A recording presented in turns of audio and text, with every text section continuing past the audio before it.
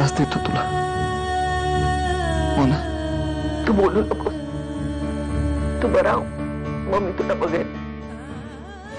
हे बघ, ऑफिसातल्या आसपासच्या लोकांमुळे तुझ्या डोक्यातून देवयानीचा विषय निघून जाईल. देवयानीला विसरून जा असं म्हणणं खूप सोपं आहे ताई,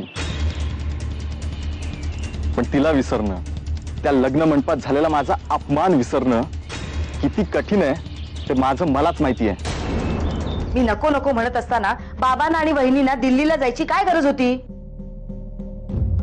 पण नाही, जरा कुठे 4 युद्ध कैदी सुटल्याची बातमी आली की आमच्या वहिनी निघाल्या. अभिलाषा, तू जरा शांत राहशील का? आतापर्यंत शांत बसले म्हणूनच यांचे किती दौरे झाले माहित आहे ना? आई, देव,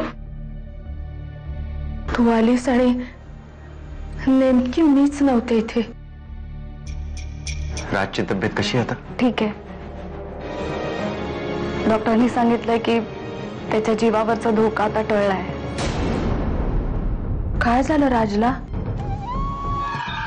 ज्या देवयानीसाठी तू एवढा अस्वस्थ आहेस ना, ती देवयानी विक्रम बरोबर लग्न करून सुखात असेल.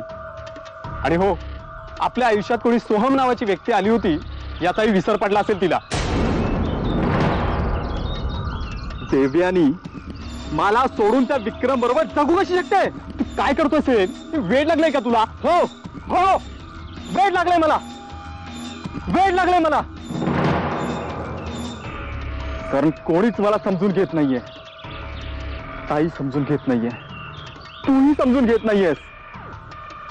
आणि देवयानी, तीही मला समजून घेत नाहीये.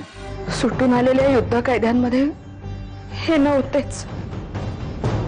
ते कुठे आहेत, कसे आहेत ह्याबद्दल कुणाला काहीच माहिती नाहीये. आता पुढच्या वेळी सुटून येणाऱ्या कैद्यांमध्ये बाबा नक्की असतील. याच आशेवर तर आतापर्यंत जगत आले ना. कसं आहे राज? डॉक्टरांनी सांगितलंय की त्याच्या जीवावरचा धोका आता टळलाय, पण अजून काही दिवस हॉस्पिटलमध्येच राहावं लागेल आणि त्याची व्यवस्थित काळजी घ्यावी लागेल. साक्षी, राजची काळजी घ्यायला तर तू एकटी नाहीयेस. आम्ही सगळे आहोत तुझ्या बरोबर, कळलं? थँक्स विक्रम. थँक्स साक्षी. आता आम्ही तुझे भाऊजी आहोत, तुझ्या बहिणीचे लग्न केले आम्ही, हो की नाही? थँक्स काय मग विक्रम, काय सहज चालवतास का? सहज.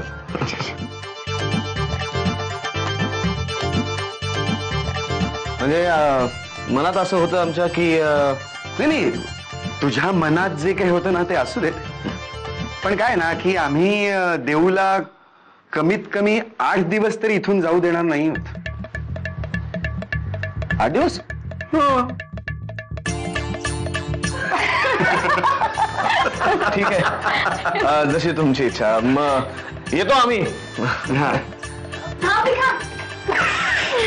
देऊ, तू पण ना अजून थोडा वेळ आतमध्ये थांबली असतीस तर काही बिघडलं असतं? काय कमी केलं मी तुझ्यासाठी सांग ना. तुझा प्रत्येक हट्ट मी पुरवत आले. हेच पांग फेडलेस तू माझे केवळ त्या देवयानीसाठी?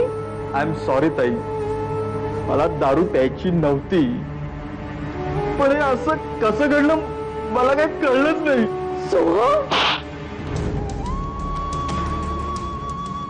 यानंतर कधीही विक्रमची भांडलीस ना की येत जा.